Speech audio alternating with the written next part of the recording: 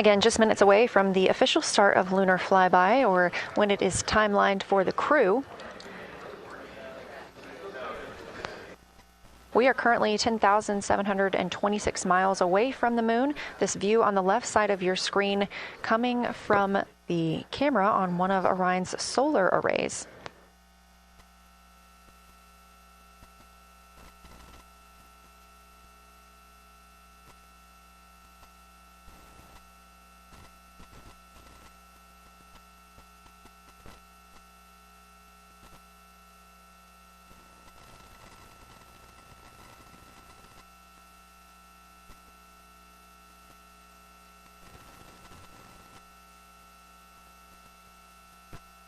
Other conversation points while the crew are getting ready for their flyby today. They'll be looking to orient themselves using major landmarks and annotating their observations along with their discussion. They'll have 10 minutes for that warm-up discussion.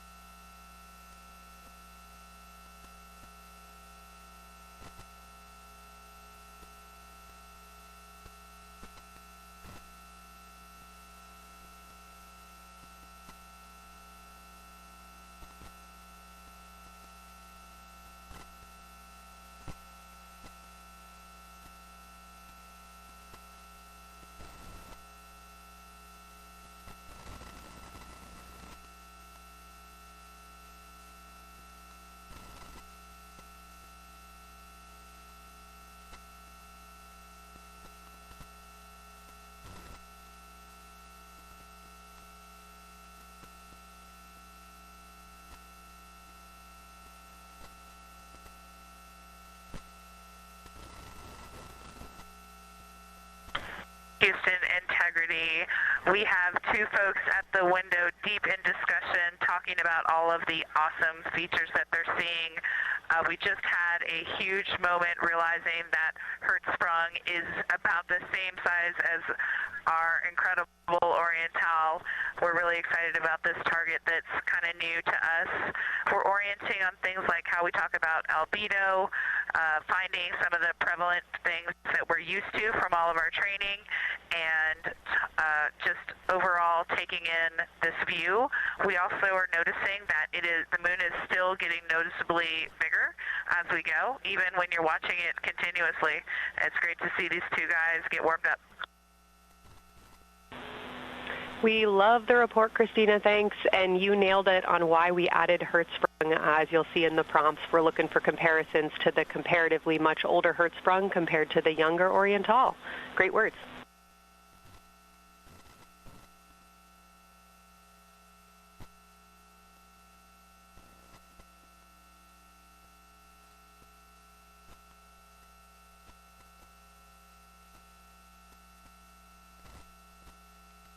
This is Artemis Mission Control. That was the voice of Dr. Kelsey Young speaking with the astronauts aboard Orion as they begin their observation period and lunar flyby. NASA astronaut Christina Koch reporting their view of Hertzsprung Basin. The team here is looking for centered images of the basin at a full zoom, and they're hoping that the astronauts can image and describe the inner and outer rings. This is considered a degraded basin with a floor, rings, and ejecta compared to a younger Oriental basin.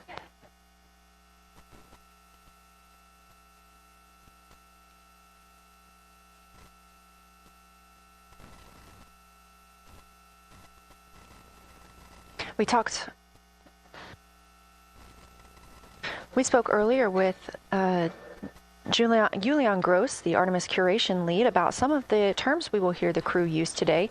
One of those just called out, that's albedo, looking at surface brightness, or the amount of light a surface reflects.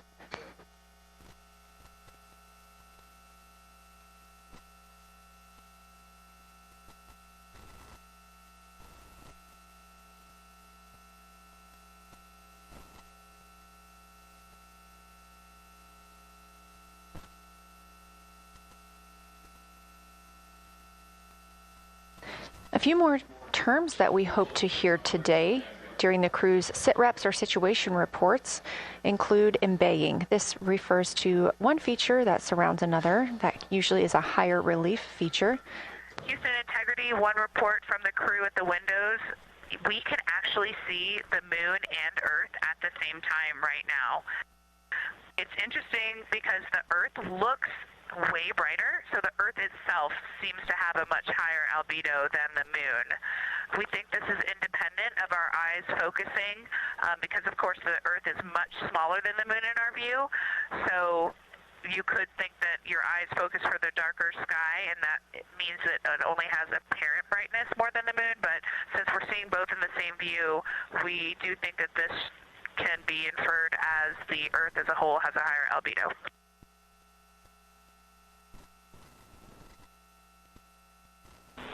Great observation, Christina, and reminder that as you're starting to look for those subtle color and albedo variations on the moon, the relatively bright albedo Earth might make those a little bit difficult, but as your eyes continue to adjust, we expect you to start to see more nuance on the moon. Thanks.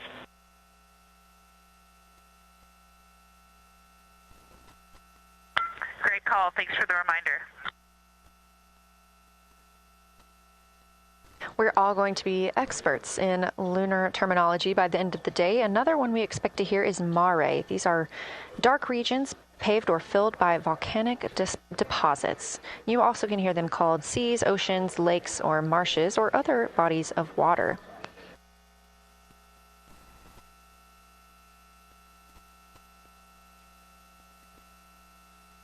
Again, we are live in Artemis Mission Control, but on the right side of your screen, that is the Science Evaluation Room, team members who have been preparing for this day for years.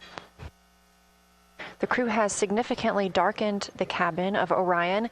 This allows them better views outside the windows and fewer reflections from inside. They reported being able to see the moon and the Earth out the same window at this time. We are really hopeful to get those photos. Right now, this view on the left side of your screen coming from a camera mounted on one of the solar array wings on Orion outside the spacecraft. The crew is equipped with 80 to 400 millimeter zoom lenses.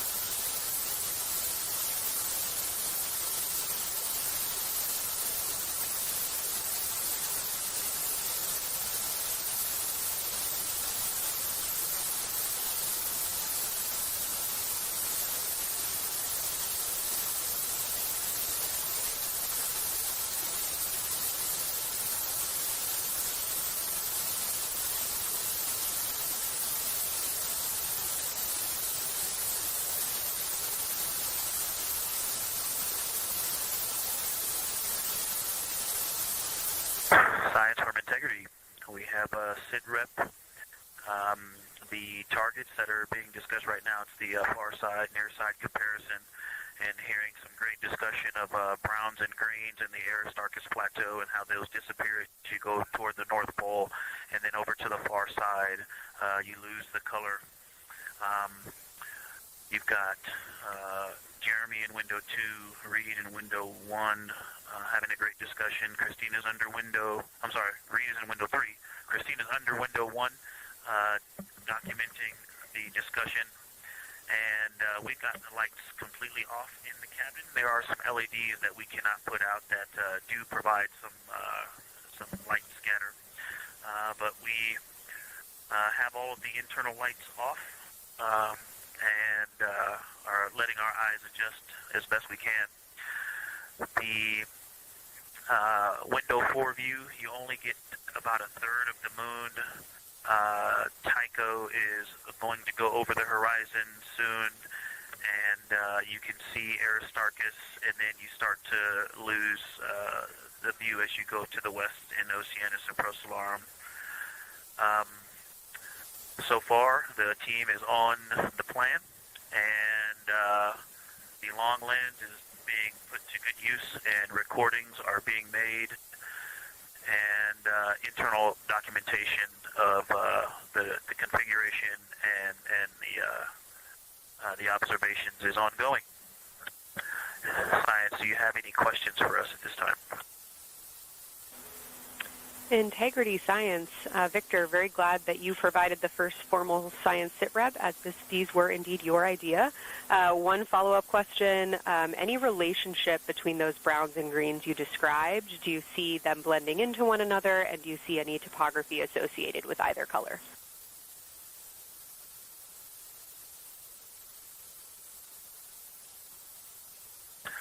I don't want to bother the window team. I just heard that, overheard that, and so I'm sorry I don't have that detail yet. I will eavesdrop and see if I can pick that up. I will try to answer that at some point. I also heard a comparison of the albedo in Aristarchus, that crater, the very high albedo spot. You can see it on the near side. There is a feature called, I believe, Burgess alpha, that is equally or maybe higher albedo.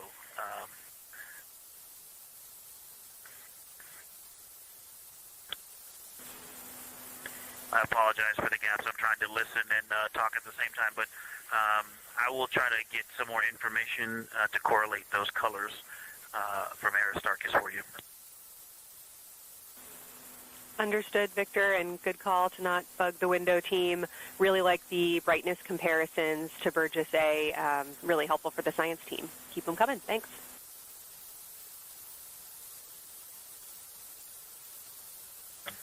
I also heard a discussion about the albedo of Grimaldi being a 10, and how many of us, when we were a little further away, saw that as the darkest albedo, and that the bigger Mare off to the to the east was still dark, but maybe a 7-8. We still think that, but you are seeing color variation, albedo variation inside of Grimaldi as well, and that even on the west side there's still a very dark part of it. But it is still the darkest. It is just not as uniform as it looked when we were farther away. We're starting to differentiate the striations of albedo inside of Grimaldi. Copy all, Victor, and you read our mind. Superlatives like darkest, biggest are really, really helpful for us, so keep those coming.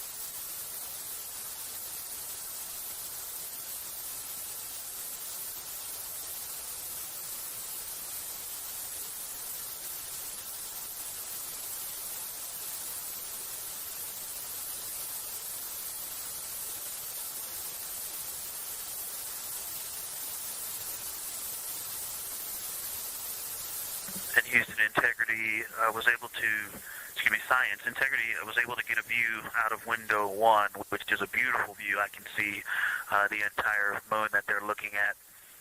We left the T-shirt up there, so I was kind of peeking through the opening in the makeshift shroud there. And once I was able to get 2 eyes on it, what jumped out at me was Vavilov. It's just peeking out of the Terminator. It's clear of the Terminator now, but it just really jumps out because it's still got the low light, the low sun angle.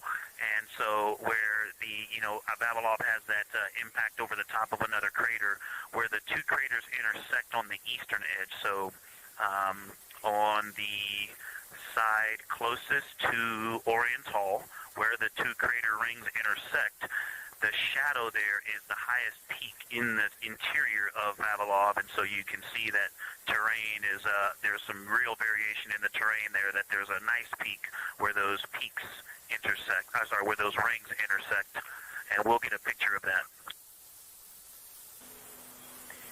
Love the description, Victor, especially the comparison and relationships you just described about topography.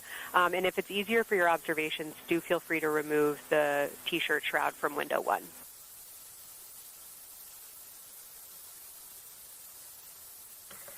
Absolutely, we will do. Thank you.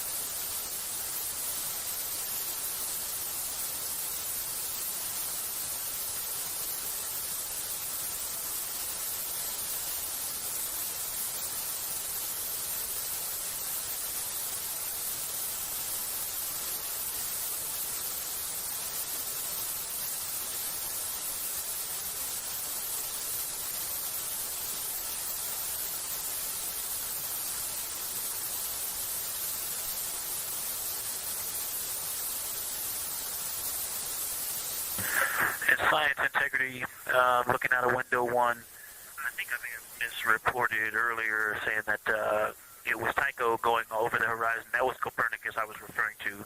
Apologies. It was Copernicus is what is farthest bounding to the east, and that is now like on the horizon or just past it.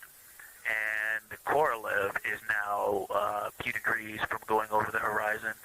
And then, next it'll be Aristarchus Plateau. And so on the west, we are getting a much better view of the Terminator. It looks like we have about 80% illumination of the moon. And Vavilov and 1 Vavilov diameter to the west is where the Terminator is right now. And so other features are starting to peek out there.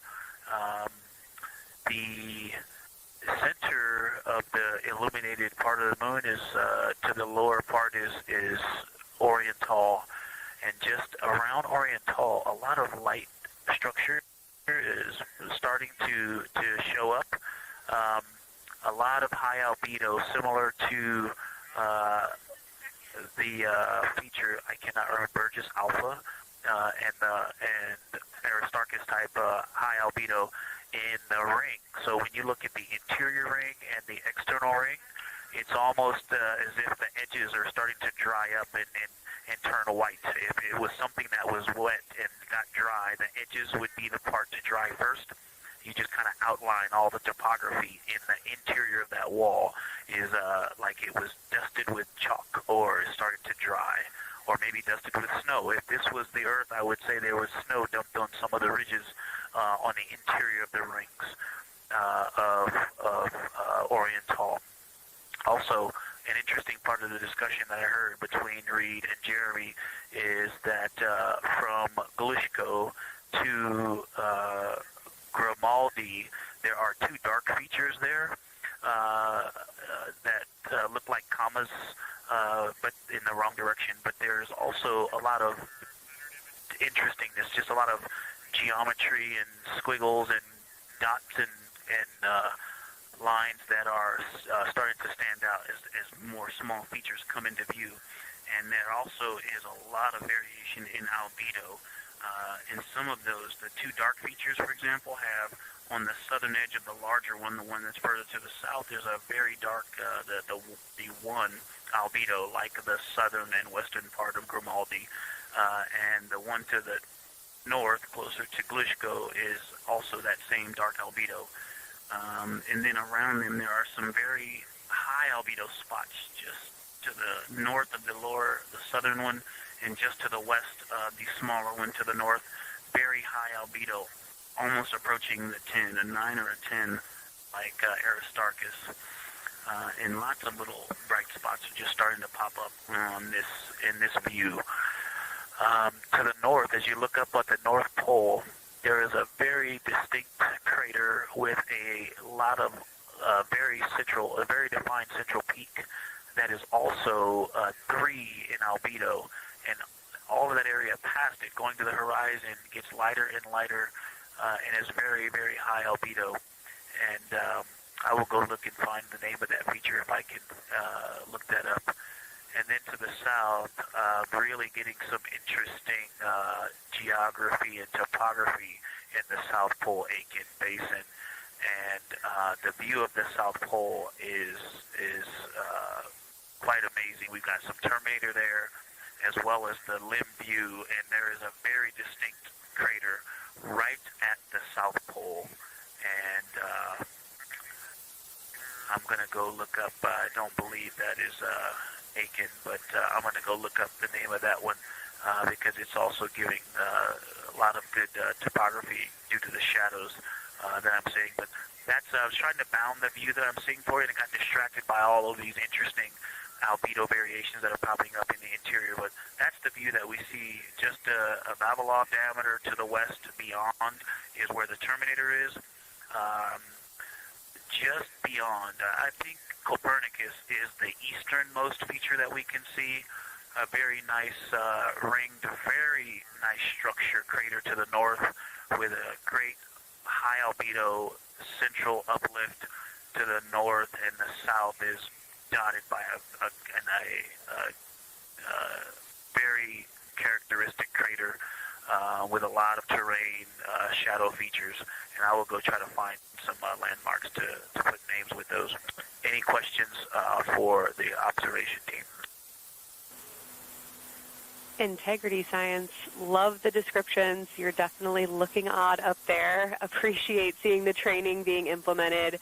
Especially interested in your descriptions of the dark patches. You compared the comma-looking features to the albedo you see in Grimaldi and notice that you're starting to see those color differences popping out.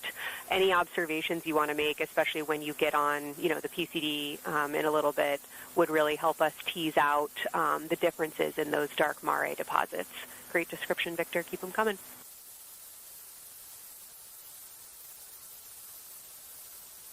Absolutely will do, and I know you've got descriptions on both of the window observers right now as well. Keep them coming.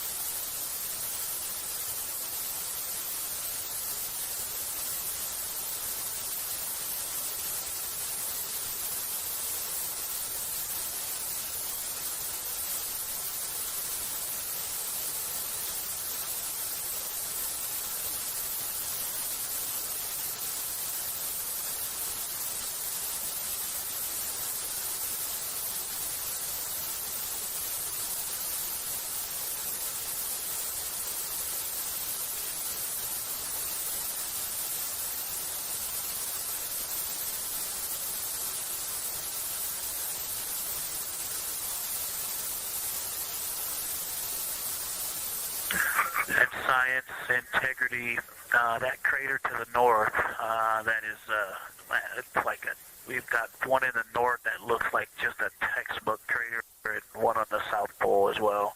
The one on the north, I think, is Pythagoras. And what I wanted to highlight about that is it is either a very distinct central uplift or just a very defined area of high albedo. If a majority of the crater, especially the floor of the crater, is, say, an albedo of 5, this center, and only a tenth of the diameter of Pythagoras is an albedo of 2, maybe 3, but it is very bright and it stands out.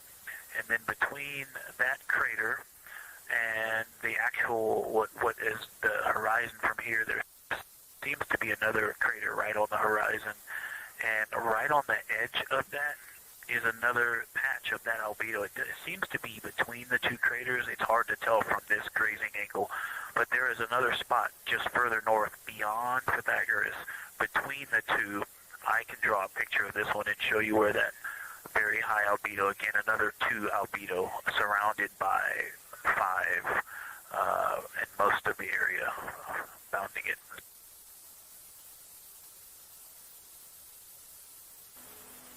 Integrity Science, thanks for that. We agree with the Pythagoras assessment. And as a follow-up to your previous report, the SIR had questions about topography comparisons between the North Pole and the South Pole of the Moon, if you're willing to provide words on that.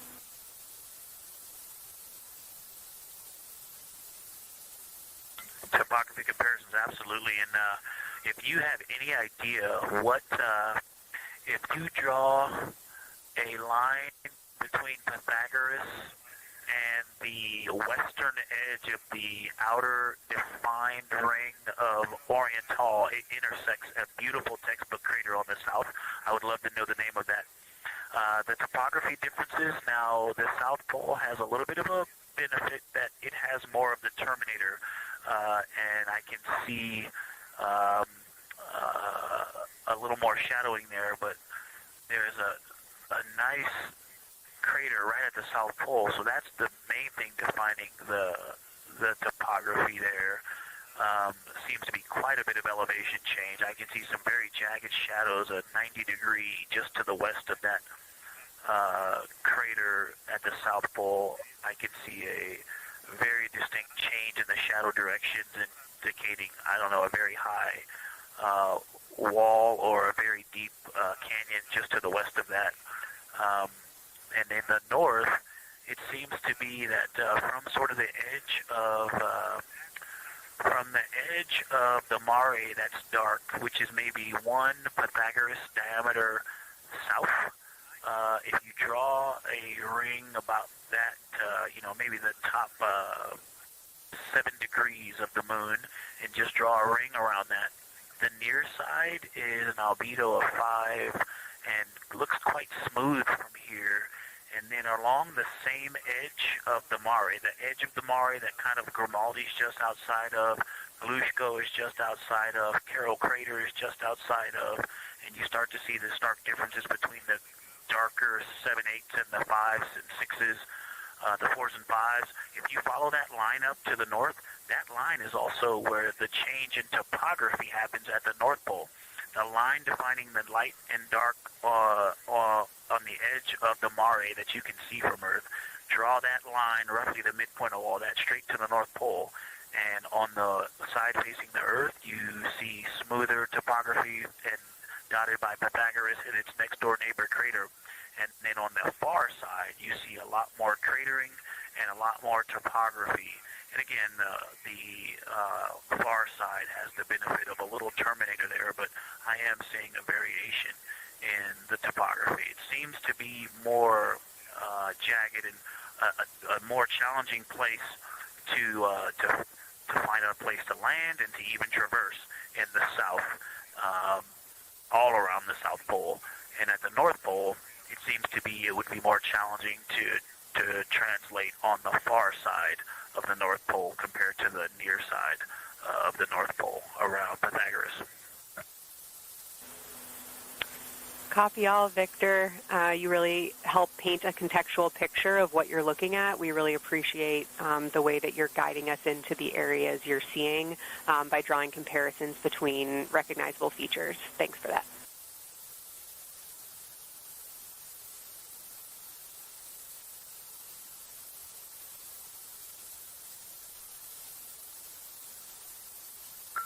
And Kelsey, another little science sit rep moment, something I just heard from the window team is the more I look at the moon, the browner and browner it looks. I thought that was an interesting observation. The two observers have been on timeline, no hardware issues. They did start to talk a little bit about another feature that you'll hear more about on the recordings that they call the handprint. That was at the end of their Glushko and before they moved into their current target. They thought that was worth chatting a little bit more about. And they're preparing to switch after this. Houston copies and concurs.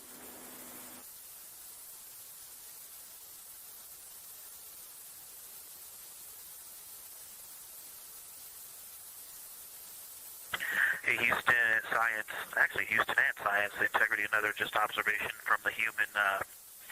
My eyes have shifted a little bit since I've been up here. I've been wearing my reading glasses to look at the PCD.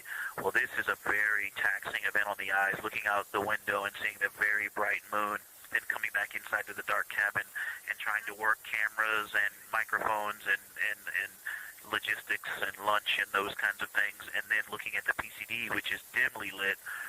It's just been an exercise. It is a difficult thing to manage it.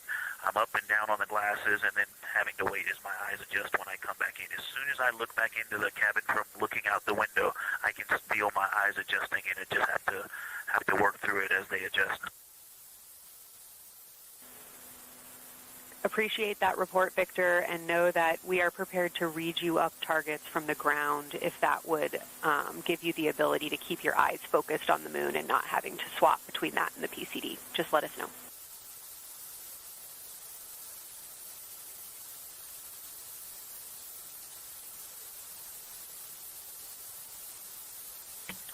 Yeah, we appreciate that, Science, and we will also do that for the window teams, and we'll back each other up that way as well. But we appreciate that. We may take you up on that. Thanks.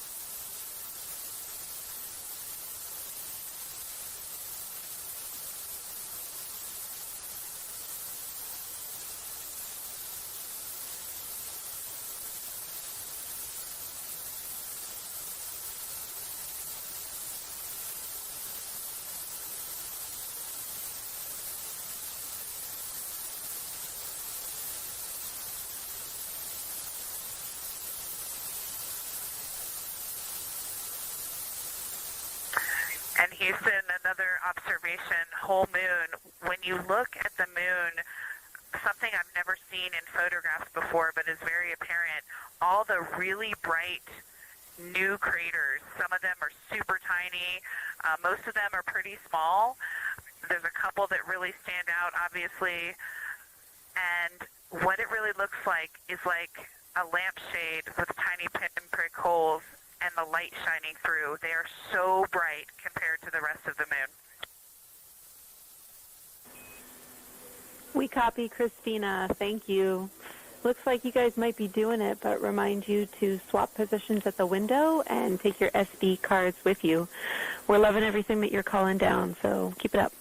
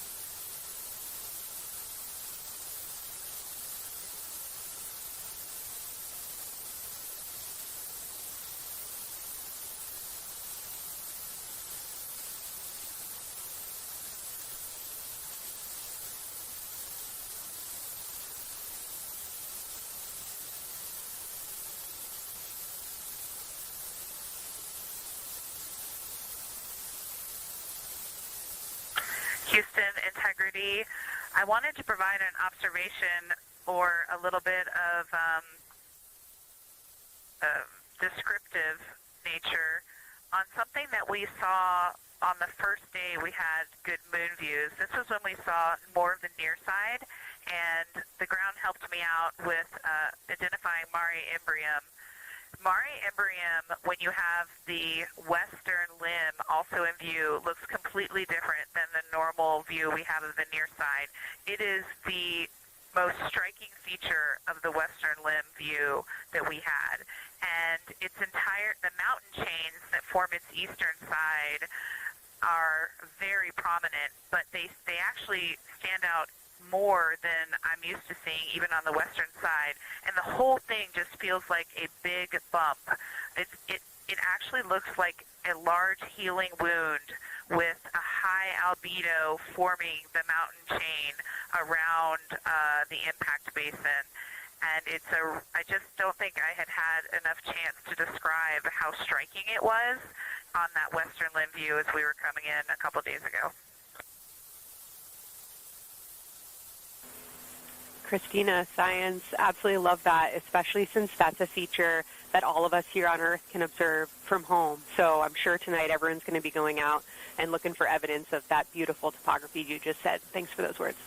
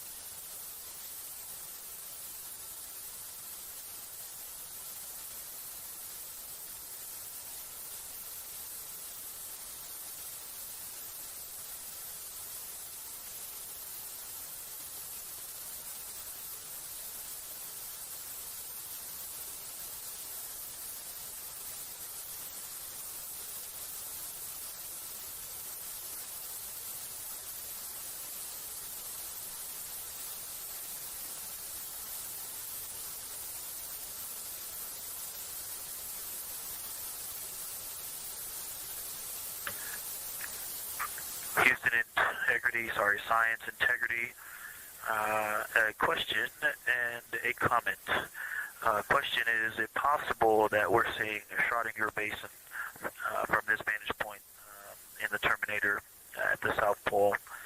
And the comment is the rays coming out of are less distinct. We are not seeing the bright rays coming out of it, but the sort of 9 o'clock wedge that is formed by the change in albedo from the interior portion that is to the northeast to the surrounding lighter mare that's 270 degrees to the west. That 90 is very distinct and interior. You got some great descriptions from the two at the window about the colors in there, but in that darker part, in that wedge, you've got some really interesting color, even though the rays, the distinct difference in the albedo almost look like rays, but it's not the rays coming out. It's the just change in that albedo. Integrity science, that is very intriguing, those color rays coming out of rather than sort of albedo. And as answer to your question, we do not think you can see Schrödinger. It's in darkness as of now. But thanks for that description, and it sounds like the pair at the window's got great descriptions that we're definitely going to dive into tonight.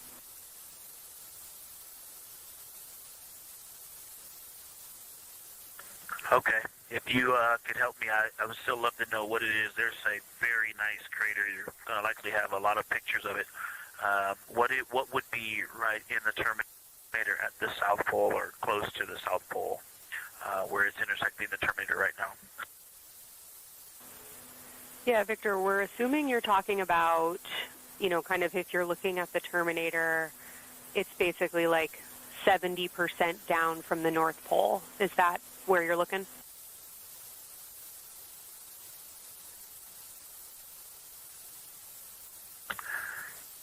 Contact, yes, that is where I'm looking.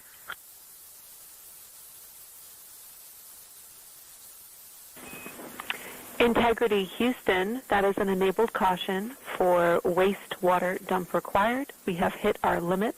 As expected, no crew action.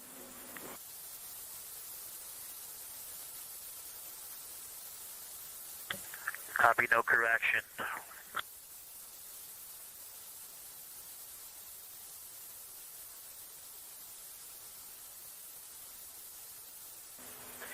And Integrity Science, we're trying to figure out what you're looking at there. Is it like right on the Terminator, or is it in the eliminated portion next to the Terminator?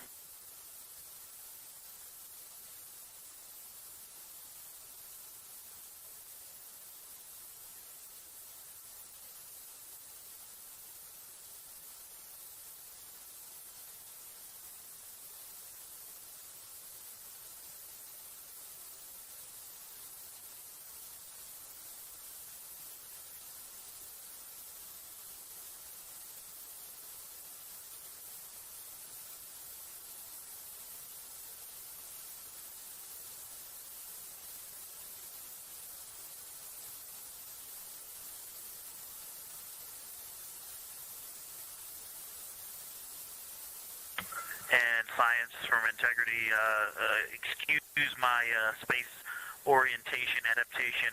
If you draw a line between Glushko through the center of Oriental, and then another line from Glushko through the southern tangent of Oriental, that line would almost perfectly intersect tangentially the crater that I'm talking about, and it is on the Terminator. So yeah, I think I'm not looking at the South Pole. I was a little twisted. That line description was really helpful. I have eyes on the SIR right now, and they are actively discussing lunar geography. We will be back with you shortly.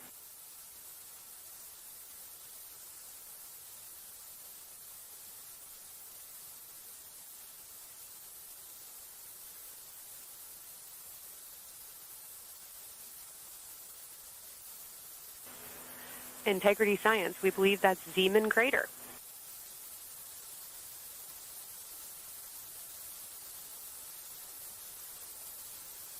Oh, I floated away from the speaker. Say it again, please. We believe that that is Zeeman Crater.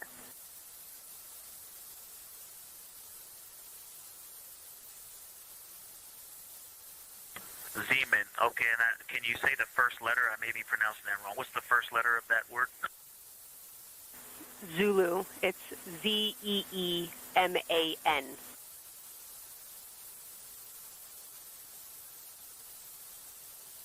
Copy.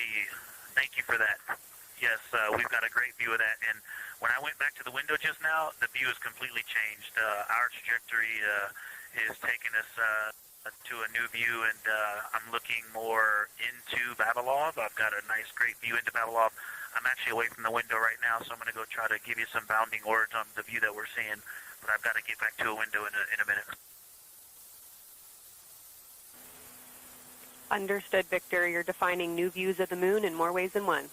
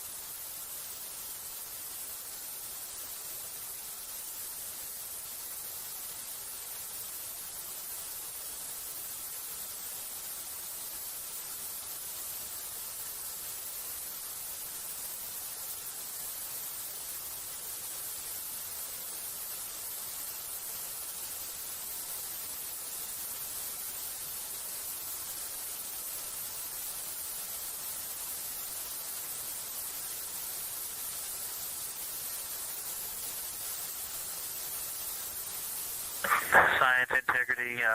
Wow. Yeah. I wish I had some more time to just sit here and describe what I'm seeing, but the Terminator right now is just fantastic. It is the most rugged that I've seen it. From a lighting perspective, there are little islands. There are islands of terrain out there that are completely surrounded by darkness, which indicates some real variation in terrain.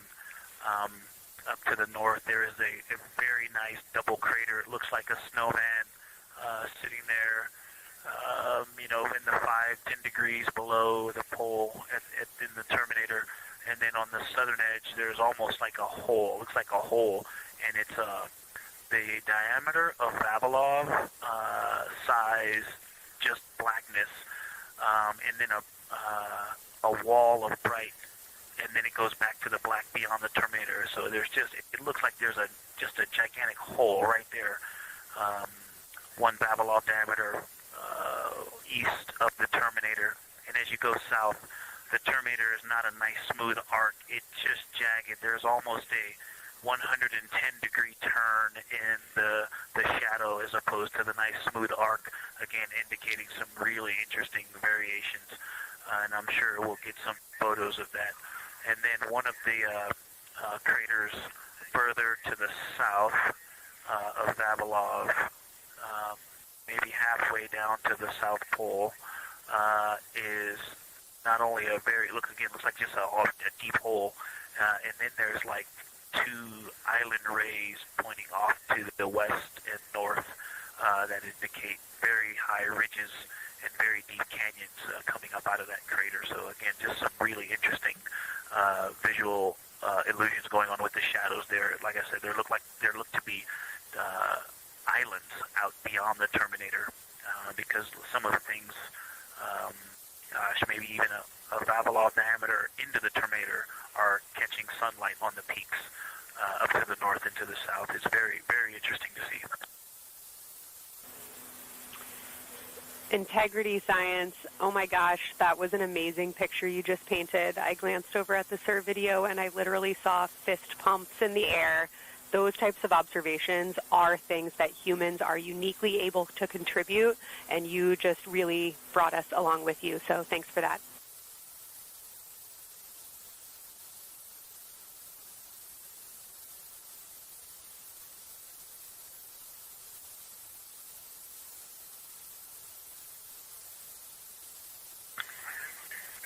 That's awesome, Kelsey.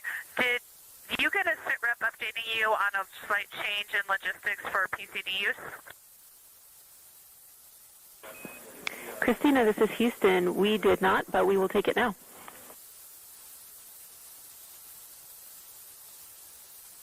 We slightly changed the PCD plan for the window observers. The 2 window observers kept their PCD. So in other words, the one that window 2 went to window 3 and the one at window 3 went to window 2 when they swapped rather than staying at the window. We'll plan on all observers keeping the same PCD for all observations. Copy, Christina. That makes sense to us, and good plan. We are coming up here on a cabin and window team swap. Let me know when you're ready for a quick vehicle status.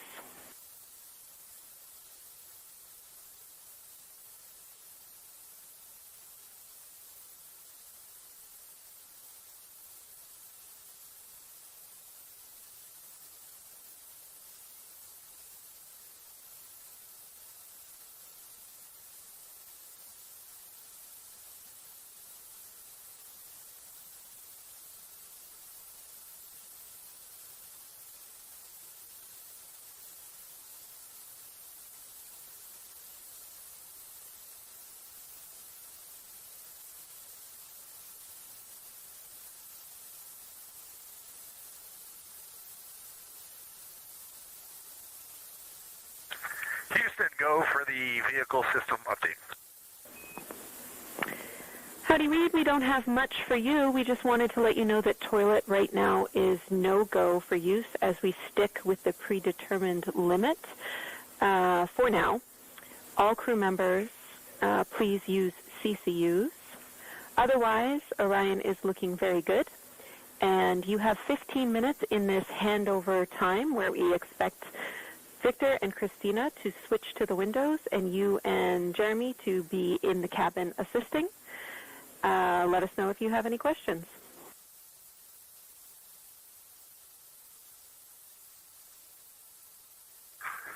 No questions at all, and they're in the swap right now. The first thing I'll tell you, I floated up to the docking hatch window, and just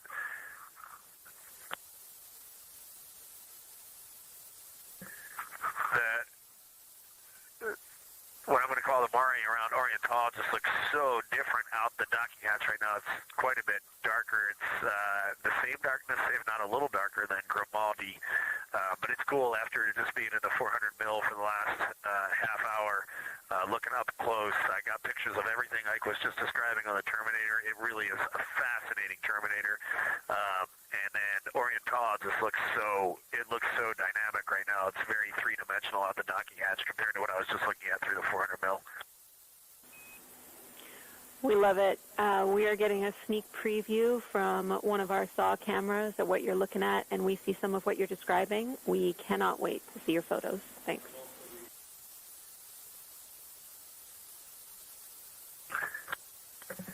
Yeah, Jenny, I wish you had some longer lenses on the solar array so you could see the whole moon, but man, it is, or the up-close moon, not the whole moon, but it is just fascinating here. It's so cool. All right, MPO and Inco, take notes. We want a zoom lens on those saws next time. Thanks, Reid.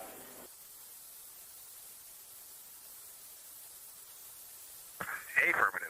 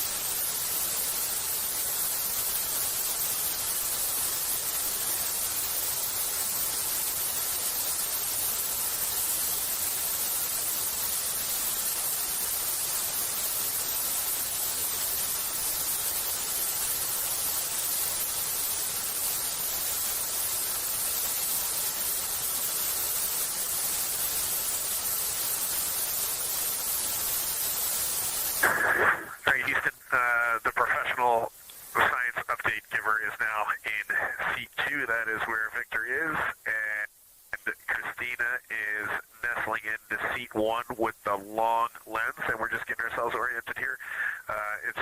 It's a cool view in the cabin. It's actually a cool view to be off the camera now and looking at my crewmates getting up to their observation post and looking in. It's super fun.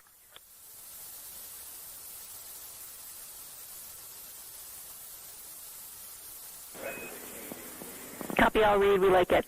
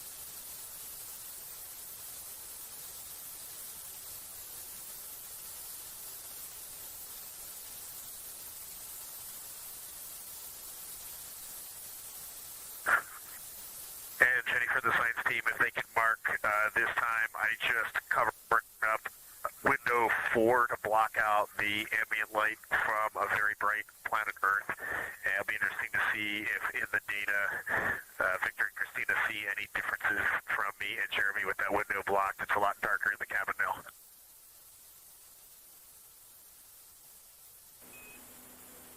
Copy, Reid. We're taking note, and we'd be curious too.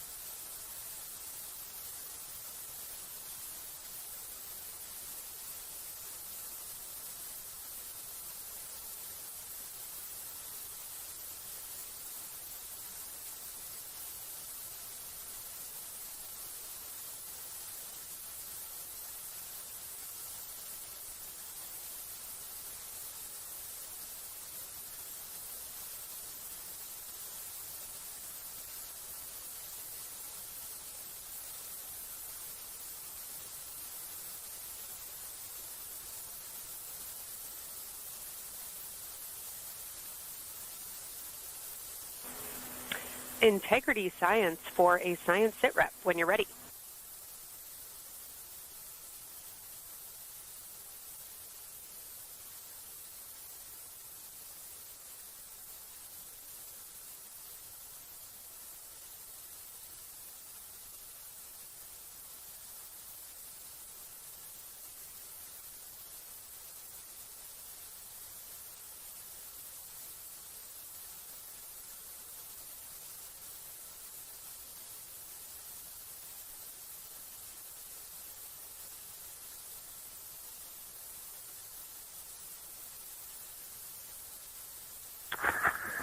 Houston Integrity, we have no external view of the moon right now for the floating crew members, so my only science sit rep is that we have Victor in window 3 doing observations and Christina in window 2 with the long lens.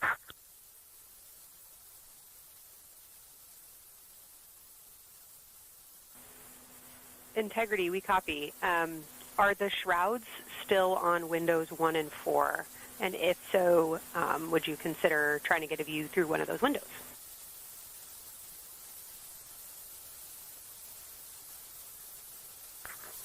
We cannot take the shroud off of 4 because the Earth is too bright and it's impacting Ike's peripheral vision. And then I can get a grazing glimpse out the docking hatch window. I can see Oriental south down to the South Pole. And the primary thing that I see from Oriental right now is just the long trenches that come out. And, you know, when you come out the north side of Oriental, the ejecta kind of boulders across the northern half of the far side.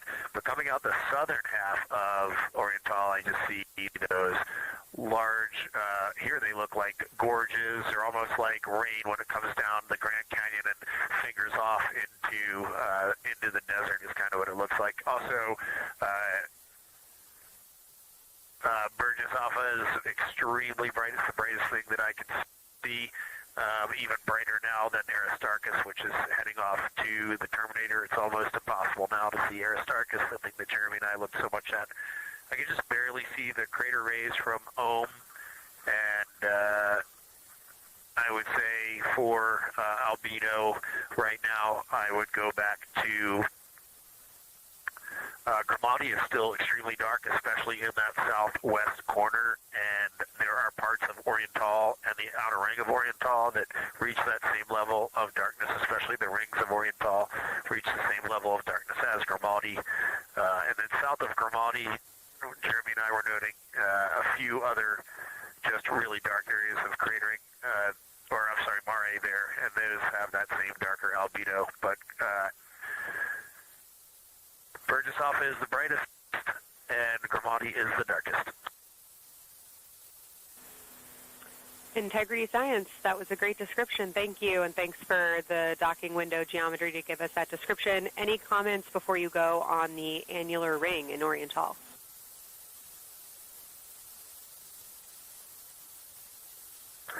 The annular ring, which I think everybody kind of describes as like a pair of lips or a kiss on the far side of the moon from here, is very circular in nature. The northern part of it is wider, darker. The southern part is much lighter.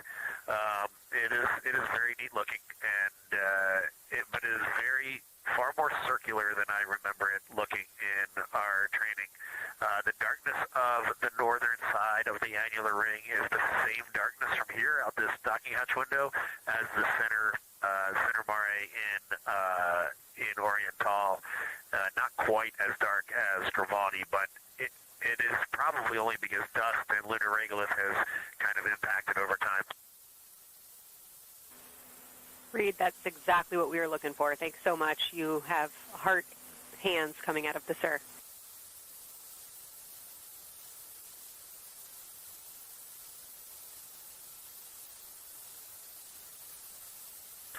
Say that again, Kelsey. Just saying that the SIR was really excited about that. That annular ring was something we were really eager to hear about, so thanks.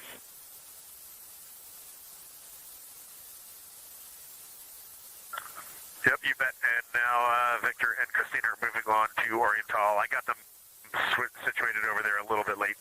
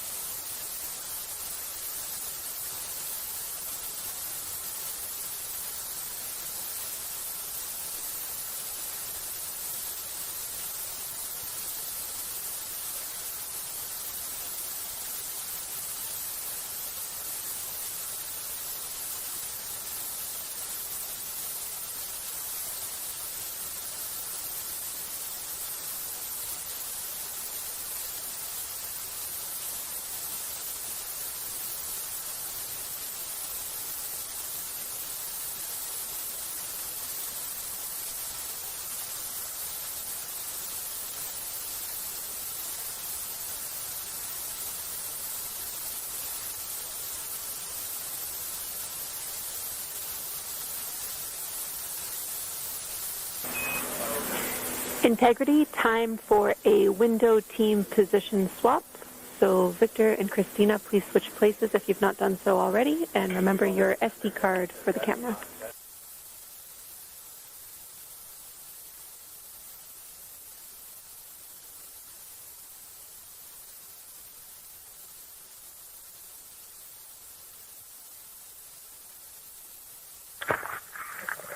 We're in the swap right now. They're wrapping up their last comments, and they'll switch over and change cards in the long lens. Copy.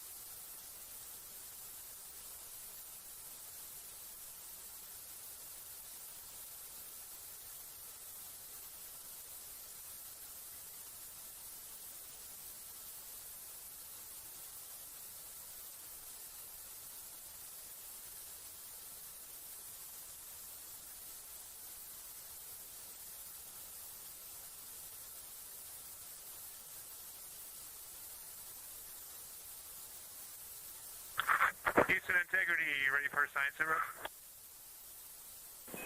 We'll take it.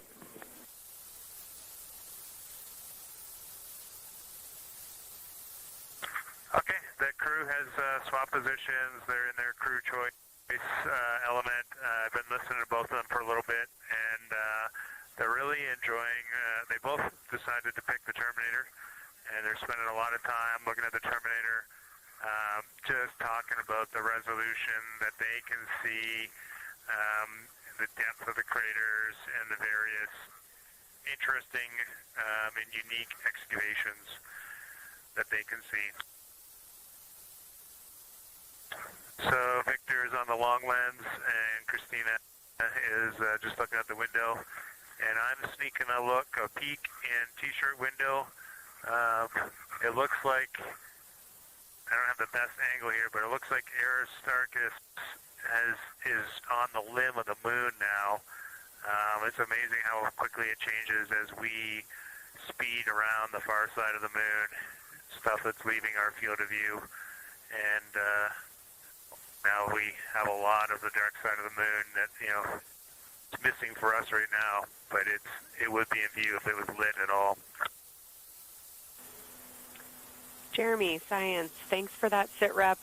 Do have a question. A few times we've heard you and the other crew describe change during the course of your flyby. Would be interested in future descriptions of more verbosity about how it's changing. Thanks for the great sit rep.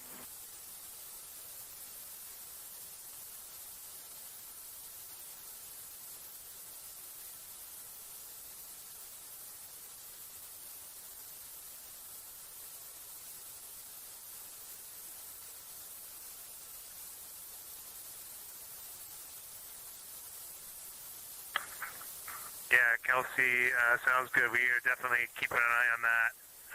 My eyes have just not readjusted. The moon is so bright when you come back to the window. I was just in the interior of the cabin. I've come back to T-shirt window, and it's just overwhelming brightness, and my viewing angle is a bit challenging, so I won't be able to give you great observations from this window. But I will talk about something that I was talking a lot about in my recordings earlier, which was we've been talking about some shades, and so we have obviously the dark and the light gray, and then we've talked about naming some colors, a brownish hue and a greenish hue. And I'll tell you, like right now, Aristarchus, the plateau is hard for me to see from this window, but that had greenish hues to me and was very unique. I didn't see anything like that anywhere else on this side of the moon. And then I see a lot of these, what I would call brownish hue areas. There's a number of them. And they, for example, in the northwest corner of the highlands, to me it looks like the brownish hue is caused by ray or ejected material landing on the highlands. And then we obviously see the ray areas as a lighter albedo, but in between the rays where the deposit would be thinnest, that is what it looks like is causing the brown to me. So I saw that on the northwest side of Aristarchus, or sorry, that dark area of the highlands, northwest side of the highlands. I saw it in the highlands to the east of Glushko. And then I see those same brownish hues west of Oriental. And I drew a contact there on OneNote, but that's a huge region, kind of like a piece of pie with the point of the pie pointing at Oriental and then going up towards the northern side of Hertzsprung. And that is an area that just looks like that brownish albedo. That was fantastic, Jeremy. We had heard rumors of the green and brown hues, and so you really read my mind on asking about those. Understand they likely didn't have any contact with each other the way that you described them, but please correct me if I misunderstood that. And then last thing, I'll make the same offer we made to Victor earlier. If it would be helpful for us to verbalize any targets so you can stay at the windows and keep your eyes adjusted to the moon, please let us know.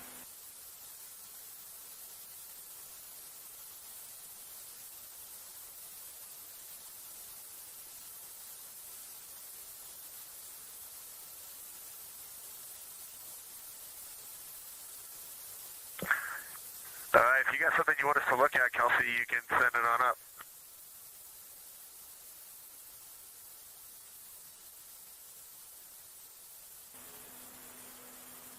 Definitely not looking to interrupt your flow, Reid and Jeremy, only offering assistance if you guys want to keep your eyes off of the PCDs.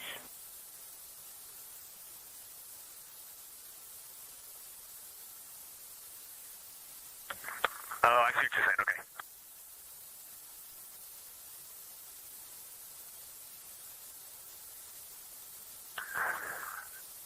Not really science related, and we definitely learned this at Apollo, but the thing that is just most fascinating, I think, to me and Victor right now is even as rugged as the far side looks, when you look at Oriental and Ohm, it's rugged, but man, when you look at the Terminator, it is just like impossibly rugged, and it reminds you that the whole far side is that way. It's just the Terminator is really bringing out the shadows and the hills and the valleys, and it is just, it's unbelievable. It's like no surface of the Terminator is not marked by meteor impact, and it's just, it is very impressive to look at that, and you realize that that is true across the whole far side. You just can't see it due to sun illumination right now.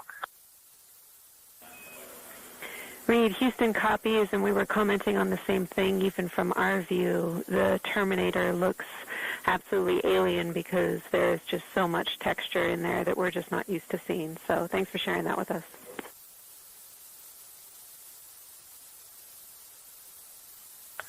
There's also, I don't know the name of it, coming out the south-southwest of Oriental, right on the southern Terminator, is just a massive crater. I don't know the name of it. Maybe you can look on the solar array wing video and tell me it's right. It's the southernmost crater you see on the Terminator right now. We're looking for you.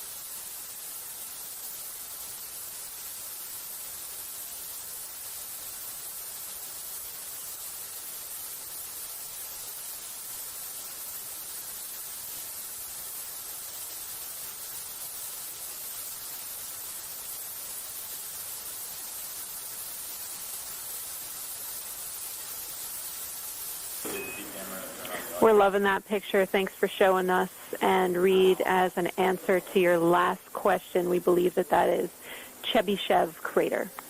And the sir agrees with that.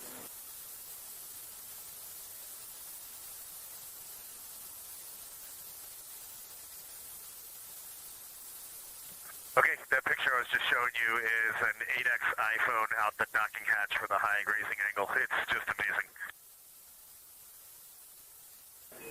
We love it. Thank you.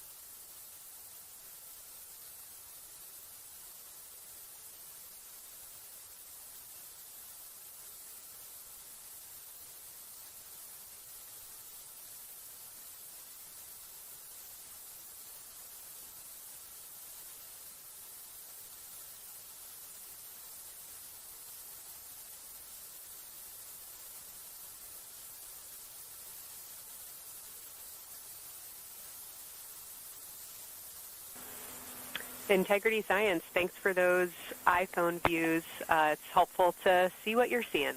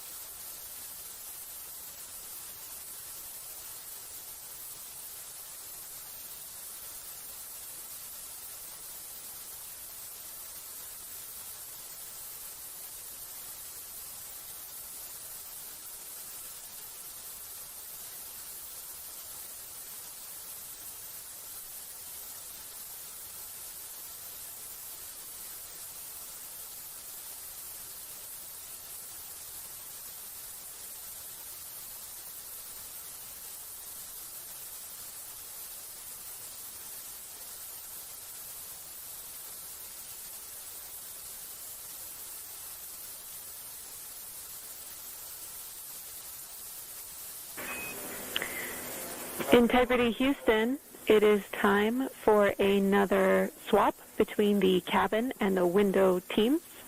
So we have 15 minutes of handover time, and then we will expect Jeremy and Reid at the windows and Christina and Victor at the cabin. I have no new vehicle updates for you, but I do have a photo location for some photos on Ike's PCD, and I want to let you know that Jeremy's family have arrived in the viewing gallery.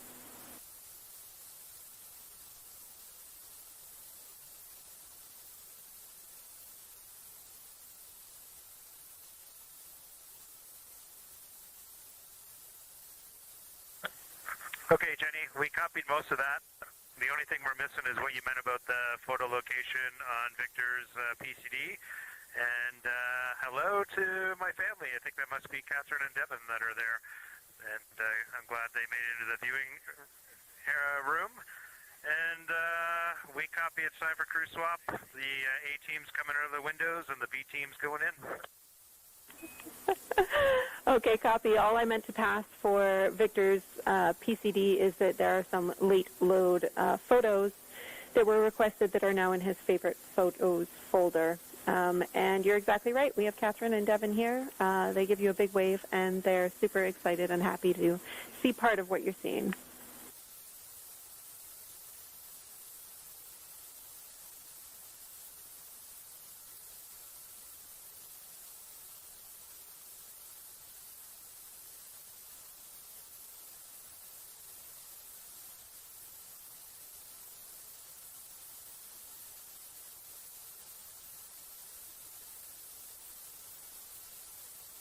Okay, copy, Jenny.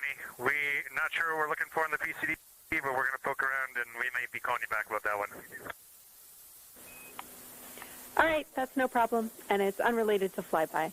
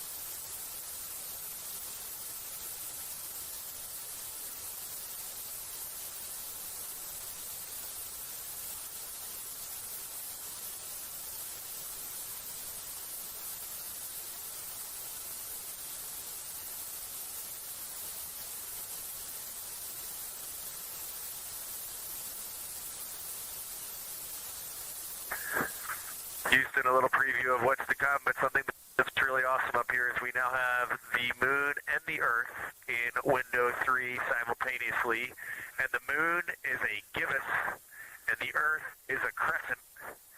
And I'm guessing in about 45 minutes we'll have 2 identical crescents as we change our position in the universe. That is pretty darn cool. Thank you.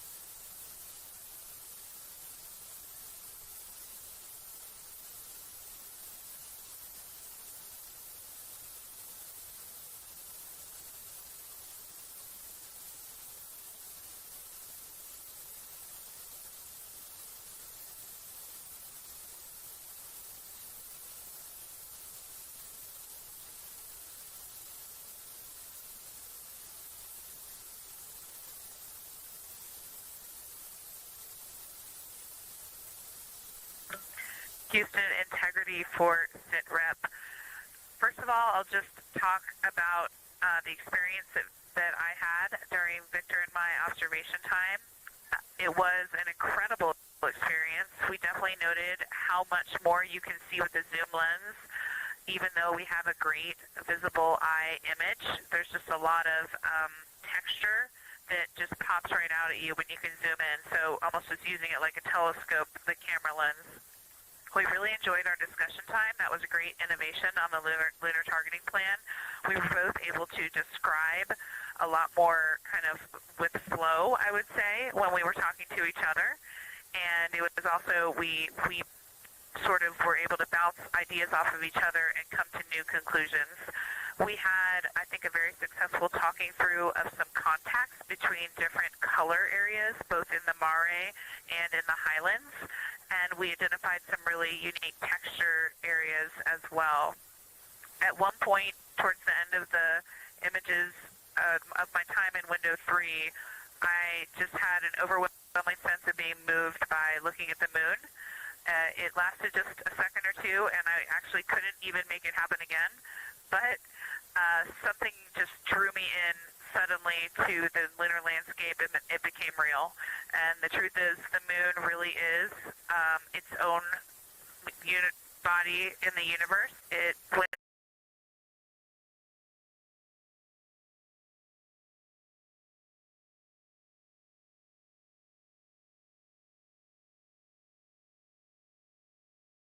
we have that perspective and we compare it to our home of the Earth, it just reminds us how much we have in common. Everything we need, the Earth provides, and that in and of itself is somewhat of a miracle, and one that you can't truly know until you've had the perspective of the other.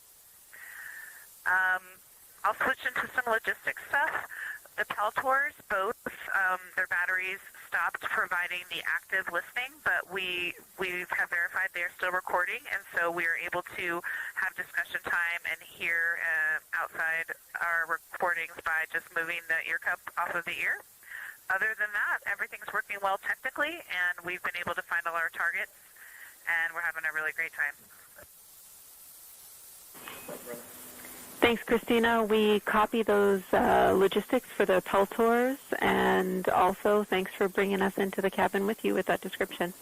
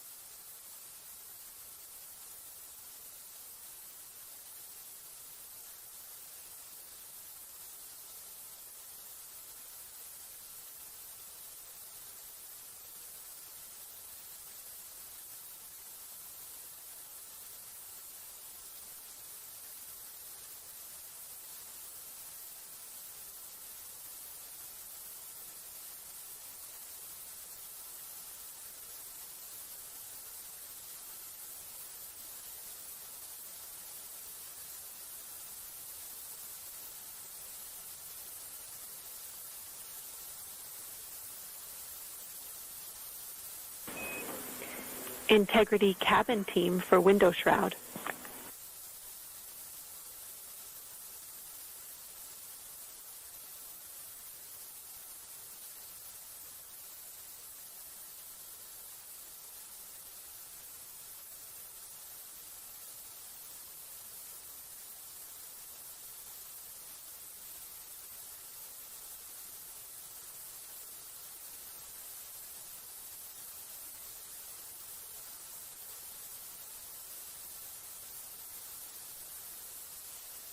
We're listening. Go ahead, Jenny. Hey, Victor, we have a temperature constraint on the windows, and the shroud might be getting us close, so we just want to check on the state of window 4's shroud, whether you believe it's still necessary because maybe things have changed with our viewing, and if so, we would like to request to have the shroud removed.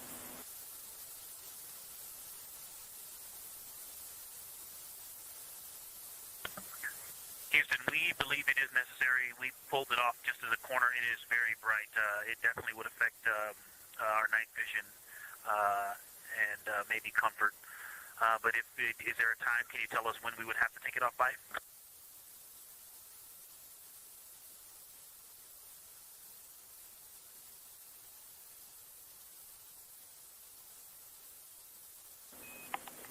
Unfortunately, since it's been on for a while, we are going to have to request that the shroud is removed, and we can recommend something that could block the light but just create a bit of distance between the window and whatever is covering it. Something like a T-shirt would do the trick and help.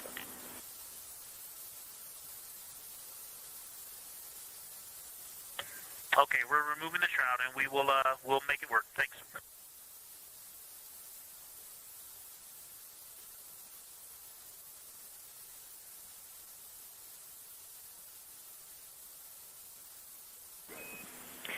Thank you, Victor.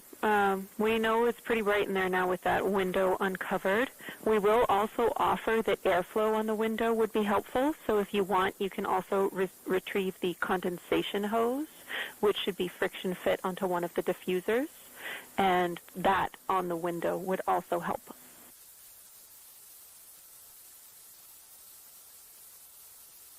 We can easily point a diffuser at the window, so we're going to start with that. And it's pointing at the window now.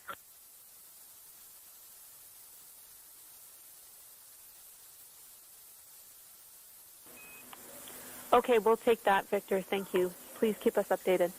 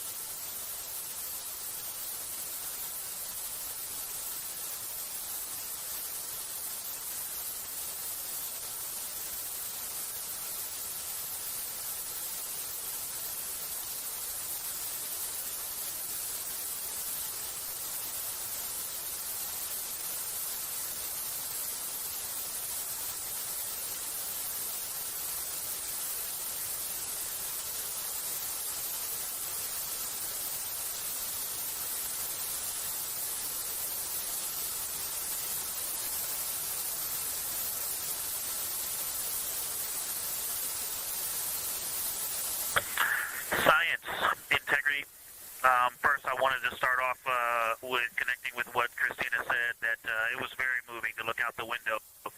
I had the unfortunate sequence to start looking out the window and then moved to the long lens, and it was hard to speak looking through the zoom because I went straight where Christina went, and I was walking around down there on the surface, climbing and off-roading on that amazing terrain. I also want to underscore something that she said. As we continue to explore, when we actually do go down there to the surface, I know for safety reasons that we would never send someone alone, but I just want to really emphasize how important the discussion time was. When we started to talk, we not only got better science discussion, we got better human connection, and so doing this as a pair, we just learn and grow together, and that's just super important, so thank you for adding that to this plan.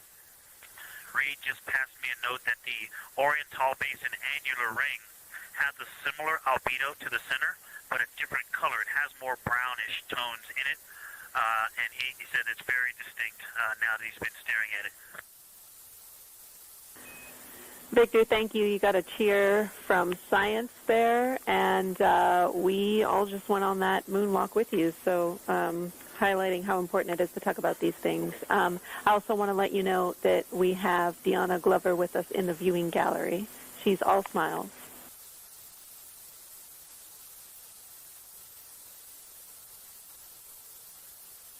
Well, you just got a bunch of cheers up here. Hey, babe. I love you from the moon. We love that we got a hey, babe, too. And we also have one of your lovely daughters here watching you guys work.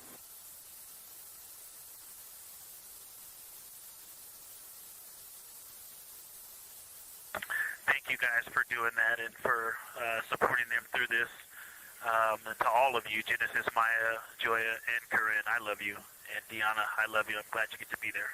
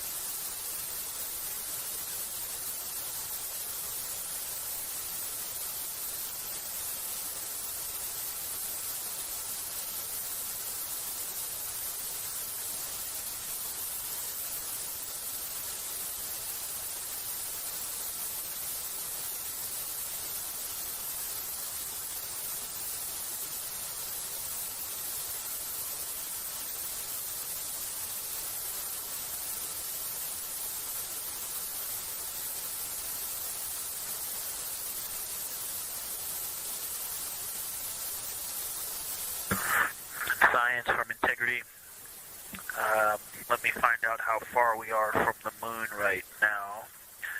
But our view is about a third of the moon is in eclipse. That beautiful Terminator is out there calling to me. We're 4,691 miles from the moon. And what looked like in the Terminator, about a third of the way up from the southernmost part of the Terminator, looked like a dinosaur print. If one was running to the northwest, now is clearly a crater with a bunch of craters around it. And that Terminator, I can only see about half of it. I'm looking through the docking hatch window right now because we have the Z9 in window 1. But that Terminator has moved. I guess I've been using Vavilov the whole time, so it's gone 2 more Vavilov craters to the west. And so a few more features are starting to peek out into the sunlight there with that low sun angle. And so you still have ridges and valleys showing up very clearly, a very jagged Terminator, and a few islands of light out there with some high elevation shining in the sunlight in that darkness. And on the eastern side of the moon, Grimaldi appears to be one of the farthest east features, and that is maybe 5 degrees from being right on the limb and going off over the horizon. It is interesting, just looking at Oriental, that my first impression of it is all of the dark areas appear lighter, which I think makes sense because it is now facing, well, it's still relatively the same to the sun, but my angle to it is different. So I'm looking at it from a little more, even further to the side as we pass it. But all the darker features appear to be just a little bit lighter from this vantage point. The darker ring structure in the outer and inner ring, and the interior, as well as the annular ring portion, everything seems to be just a smidge lighter at this point. Thanks for that description, Ike. Any additional words you can provide on Oriental would be wonderful, as that is such a high priority target for us.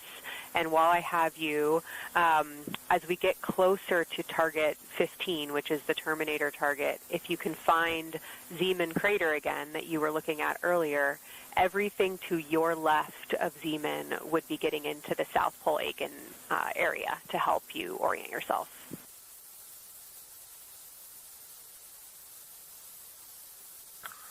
Zeeman is a great waypoint out there. I definitely see it.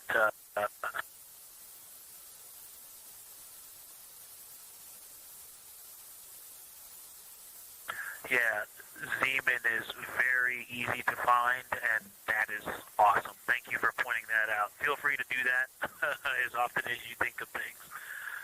Let's see, looking back at Oriental. Okay, another thing, after looking through the zoom camera, man, you guys are smart. You probably did this on purpose, but after looking with my plain eyes and then going to the 400 millimeter zoom, now looking at it, I see the cliff face, as if you were standing in the center. That inner and outer ring have definitely some real terrain to them, and now I can see that as terrain. Now that I look at it even with my naked eye, I can tell that there's a lot of elevation and that, like I said, a cliff face on that eastern edge where all the darker deposits are. And it's just the scale now. Looking at it from far away, before it seemed like flat with color painted on it, but now that I look at it, I can definitely see that there is, different depositional characteristics, and so the darker is some other material, but there's also some shadowing going on because of the cliff face that is a part of that crater wall. Great description, Victor. Thanks, and really interesting to hear now the distinction between shadow and color. Before I let you go back to other observations, you mentioned that Reid saw a browner hue to the annular ring than the rest of Oriental. Are you seeing that from your vantage point?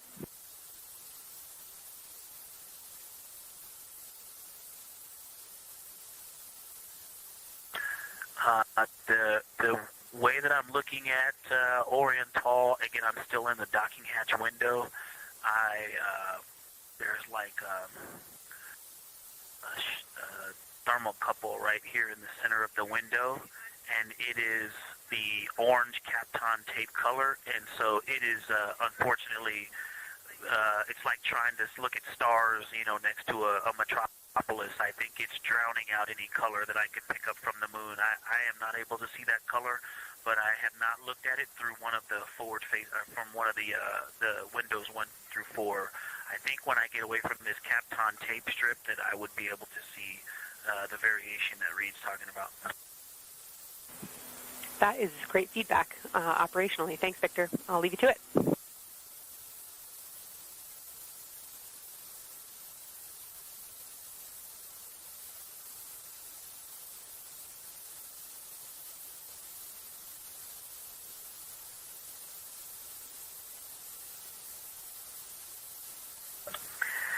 Science integrity with a question from the window team. Integrity, this is Science here with you.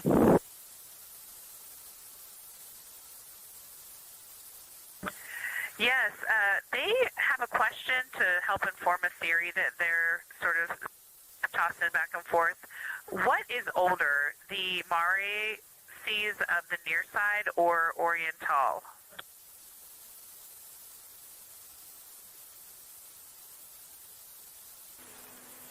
Stand by, Integrity. We're going to get you a little geologic history here.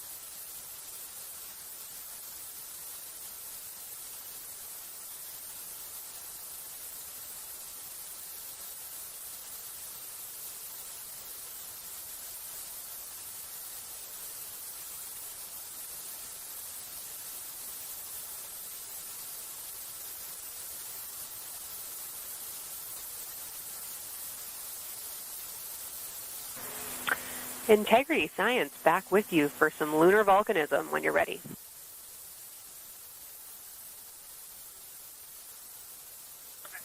Go ahead.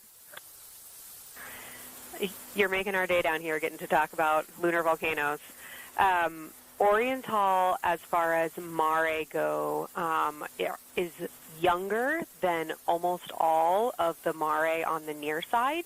The exception are features like Aristarchus, which really pop out to you guys and really pop out to us here on Earth. That is younger, but other than that, Oriental is pretty young as far as Mare go.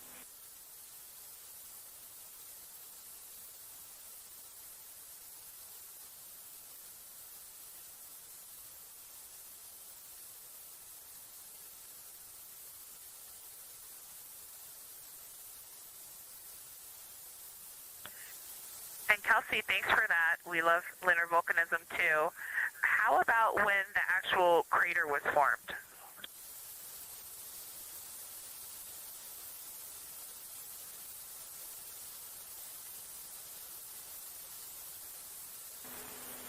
Yeah, we're going to get you an age for Oriental, and while we're getting that, Christina, can you, maybe you've heard the window team talk about the sort of contacts around Oriental, but because that material is so much younger, if anything pops out to you about physical relationship between that and surrounding terrain, we'd love to hear it.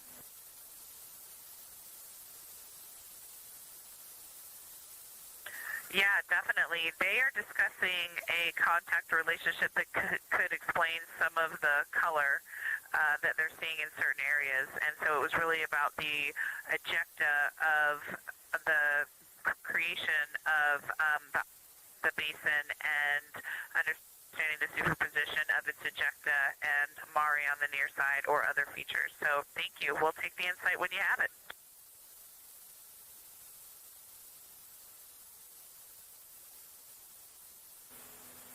Thank you, Integrity. And I know Jenny wants to get to you with some topics, so I'll leave you with Oriental is 3.8 billion years old.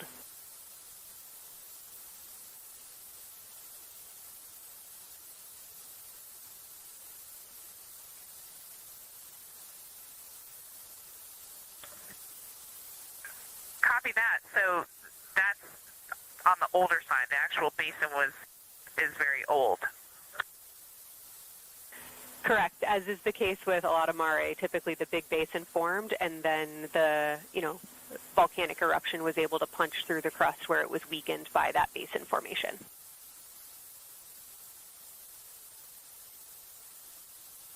Perfect. Tracking. Thank you.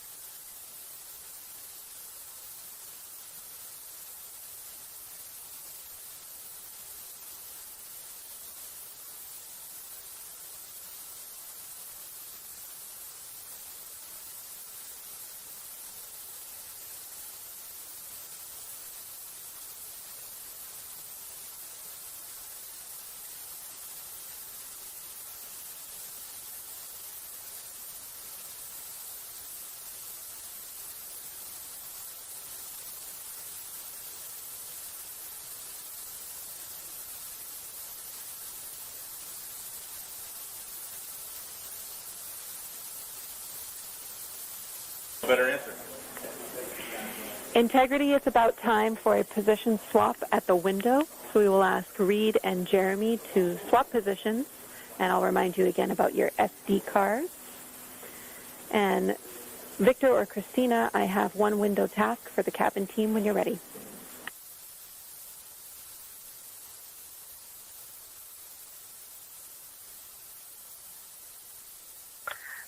They are swapping, and I'm ready. All right, Tina, we found a way that we can reinstall the shroud on the window. We understand it's pretty darn bright compared to everything that you're looking at. So in order to reinstall it, we will ask that you retrieve the condensation hose and you install it on a friction fit on the cabin air outlet port. That's right by one of your diffusers.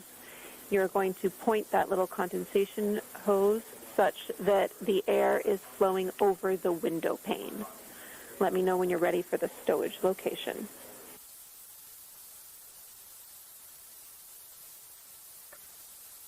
Ready.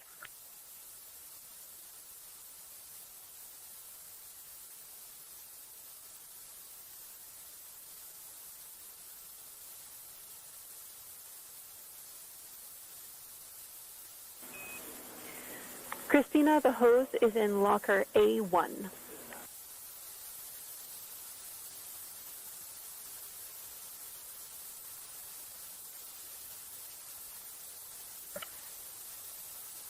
see.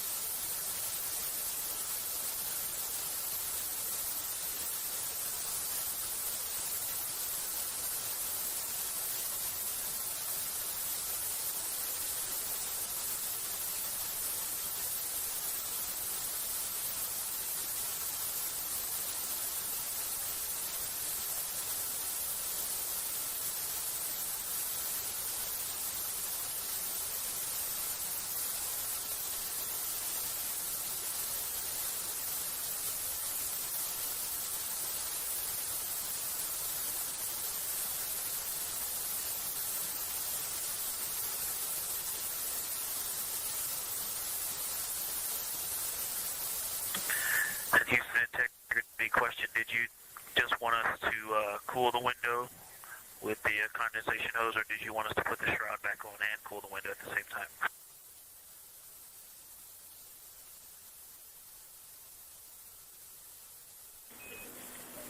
Victor, we definitely want you to cool down the window with the condensation hose. It's crew preference whether you put the shroud back on. The hose will allow you to do that if it helps with your lunar flyby.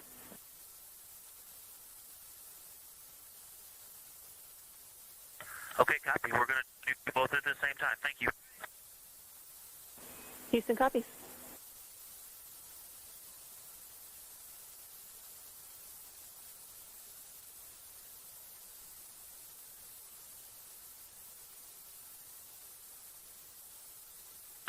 Houston, thank you for that suggestion. The cabin is darkened again, and that makes a big difference for the imagery. And for science, we are now seeing a half moon.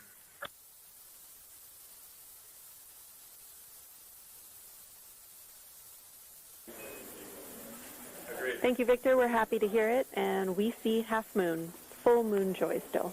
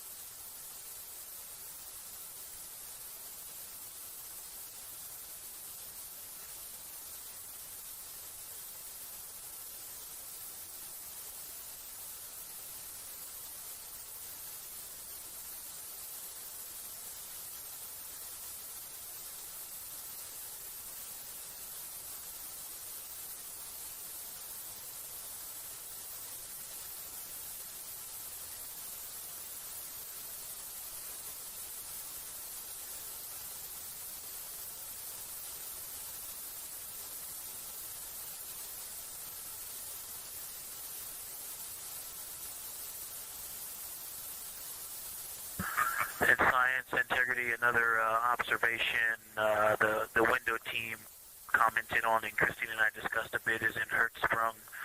The solid and intact crater is very smooth. If it were a dirt road, it's very hard packed, and then you go outside of it, and that outer crater, that's the one that is older. It is a little rougher and more jagged and starts to get into more loose-looking terrain. And the smooth interior also causes the craters that are inside of the larger crater, the smaller craters, to have really sharp edges, sharp, distinct edges. And just a general comment on that area, Hertzsprung, that whole area, the average albedo there is darker. That is, I would say, 3. And the average albedo around Oriental and between Oriental and Ohm, excluding the wedge, the darker wedge, is more on the 6-7.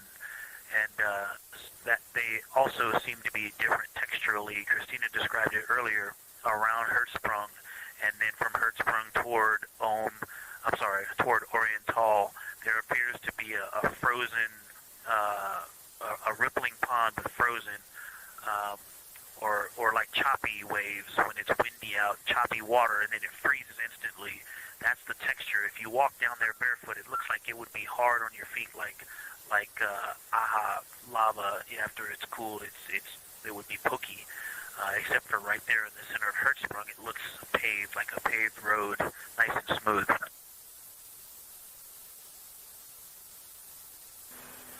Victor, that's a wonderful description. Going from a paved road to lava reminds us of the Icelandic highlands. Thanks for that.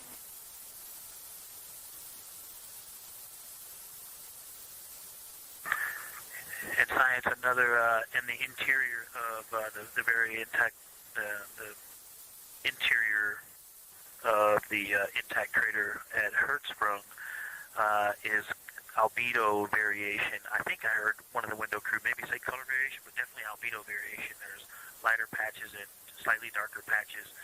It's not swirling, it's just patchy. It's just a darker average area. Great descriptions, Victor. Thanks. Not swirly, just patchy is really helpful for us.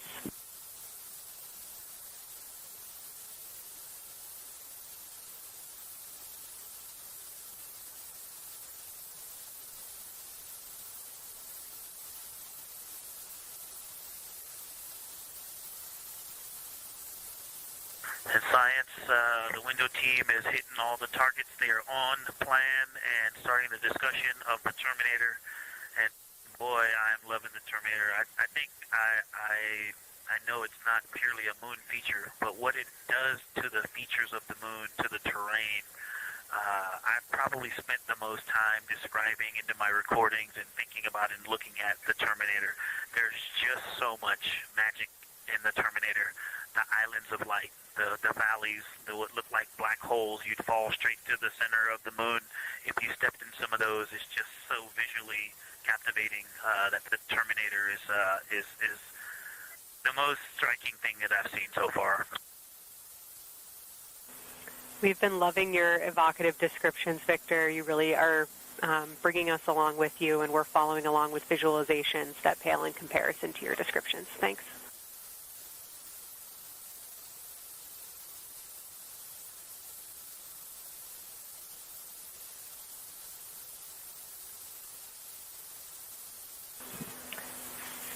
Integrity Science, one more question on a status of what the window team chose to observe for crew choice.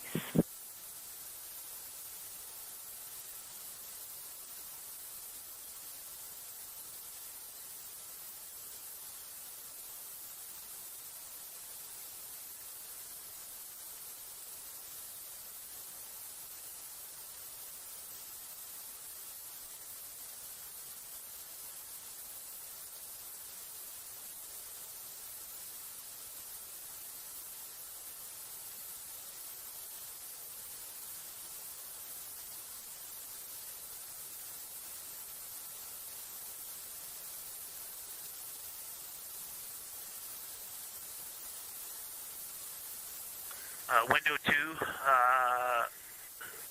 talked about Vavilov, looked for suspended dust, and the Terminator.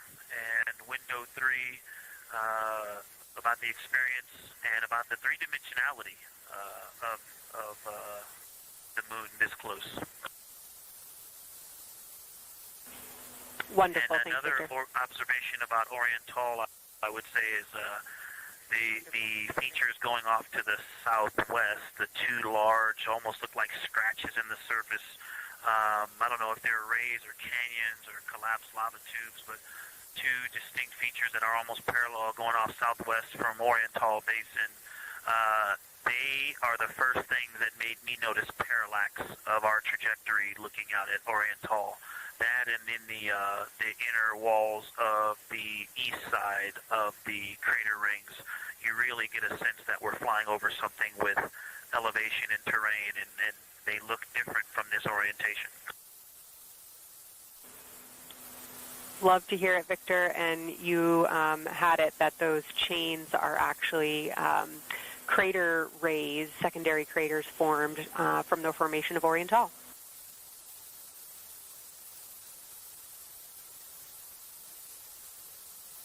Yeah, speaking of crater rays, the crater rays that are going off to the northwest,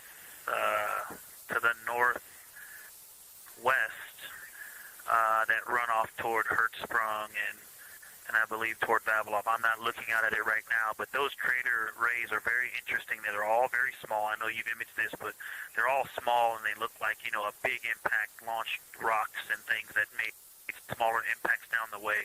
But something very interesting, and again, you can see this in imagery, but some of them are parallel, and then some of them converge toward the center of Oriental. And then I think I even saw some that maybe diverge, not diverge, but that are convergent, which indicate multiple large impacts that created a lot of secondary impact crater rays.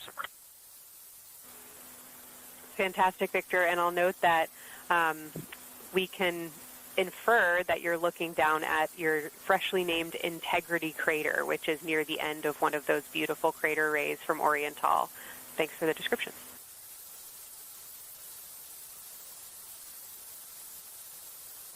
Yeah, you're welcome. And Integrity is easily identifiable with the naked eye from this point.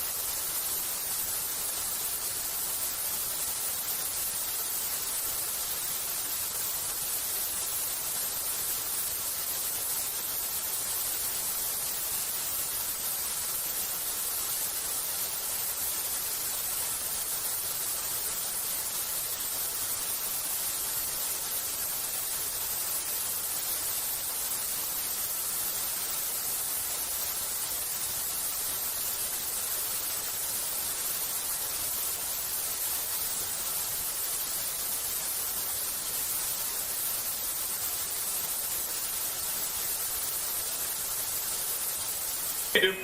I don't need it. Integrity Houston, we are ready for our cabin and window teams to swap again. We have a 15-minute handover time here, and I have a couple of items I want to read up to you. They'll require you to write something down on your knee boards, so let me know when you're ready.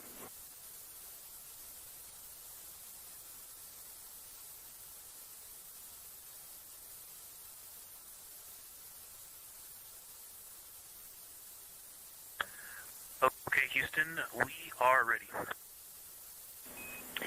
Copy Integrity. First of all, once you start this next shift here, during this lunar observation shift, we will begin our lunar LOS, so you can expect a call from me a few minutes prior reminding you. And second of all, Fido just sent us updated altitudes and METs for lunar closest approach and max Earth altitude. Let me know when you are ready to write those down. They differ slightly from Optimus.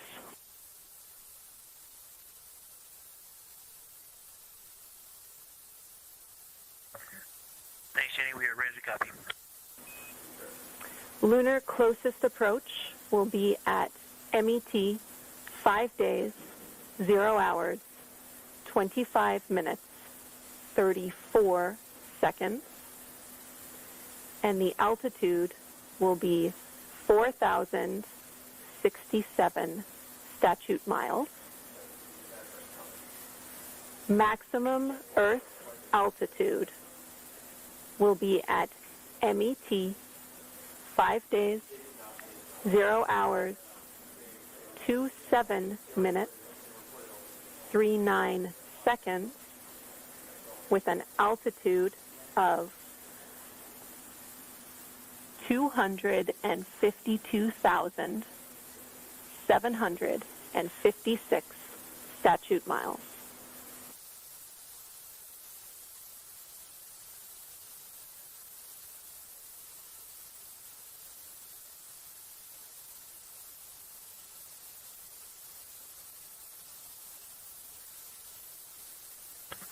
The crew really wants to ask for that in kilometers and in parsecs, but thank you for those. That is great. Thanks for that update. I'll send Fido to work, and I appreciate the metric. Other than that, I have no new vehicle statuses to pass to you. Enjoy your handover time, and we're looking forward to picking back up with you shortly.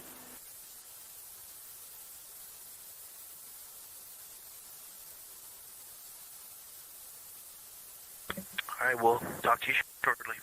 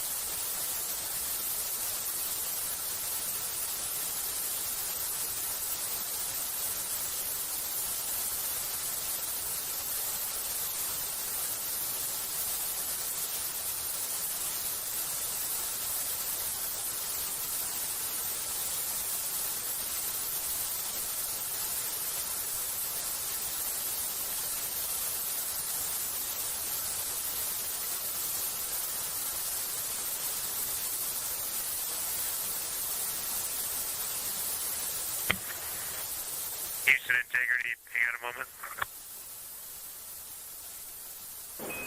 Go ahead.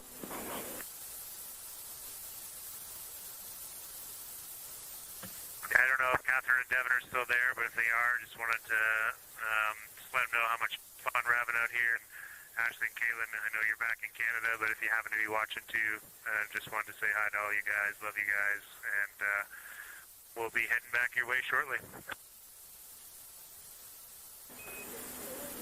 Thanks, Jeremy. I hear they are watching, and your family is still here.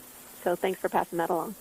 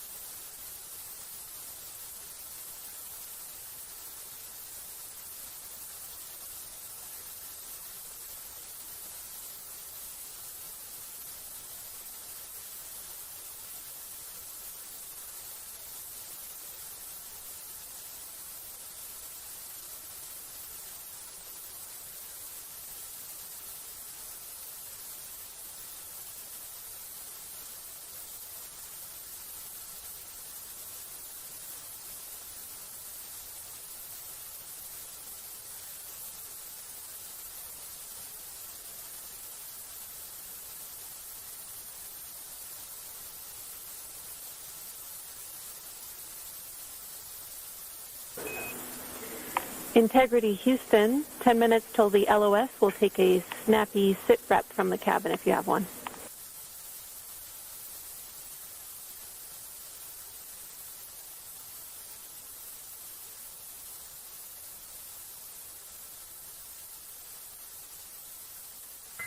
Okay, Jenny, that came, we missed most of that, but just a 10-minute warning, is that what you're saying? 10-minute warning for the LOS, and I'll take a quick sit rep from the cabin, please.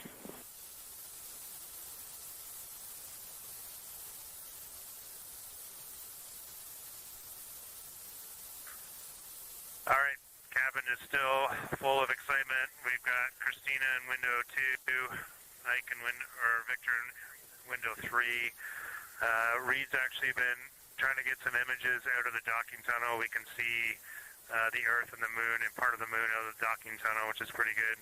And I'm just grabbing some footage right now with our interior cameras.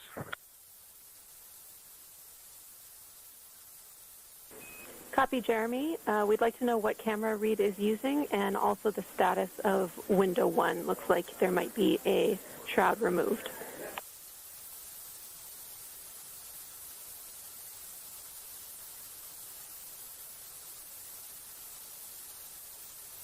Okay.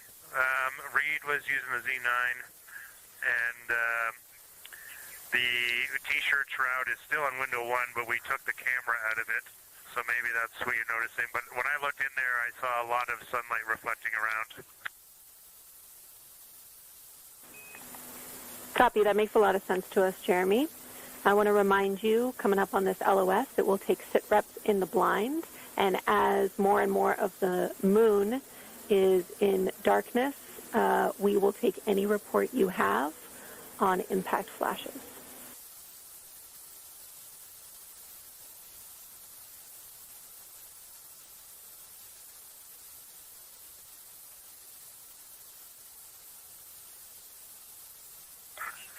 All right, Jenny, you have to say again your last. There's a lot of conversation here, and I was on the other side of the cabin, so I missed all of it. Look out for impact flashes, and we'll take sit reps in the blind.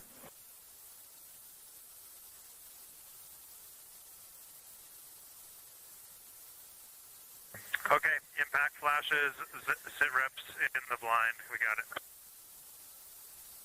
And yeah, just so you understand what's going on with window 1, there is light coming through the outer hall from window 2 into the inside of window 1, if that makes sense. Like, I can see the inside of the vehicle when I look between the 2 panes of glass. Copy.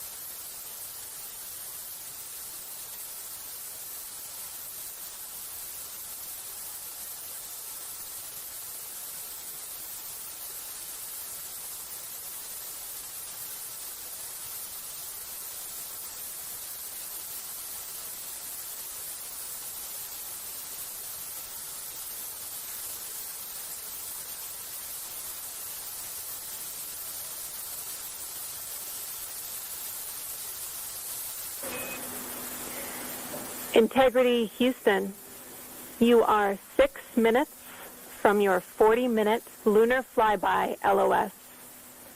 From all of us, it's a privilege to witness you carrying the fire past our farthest reach. Thank you. Godspeed.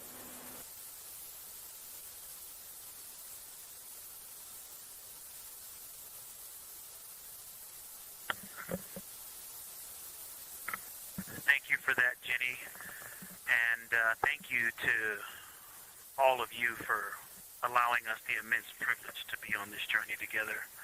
It's quite amazing. And as we go on this journey, thinking about the NASA mission to explore the unknown in air and space, to innovate for the benefit of humanity, and to inspire the world through discovery. And as you've gone along on this journey with us, hopefully we're doing just those things. And as we get close to the nearest point to the moon and farthest point from Earth, as we continue to unlock the mysteries of the cosmos, I would like to remind you of one of the most important mysteries there on Earth, and that's love. Christ said in response to what was the greatest command, that it was to love God with all that you are. And he also, being a great teacher, said the second is equal to it, and that is to love your neighbor as yourself. And so, as we prepare to go out of radio communication, we're still going to feel your love from Earth, and to all of you down there on Earth and around Earth, we love you from the moon.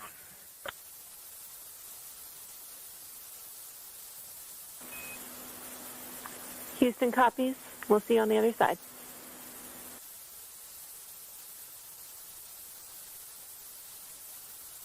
We will see you on the other side.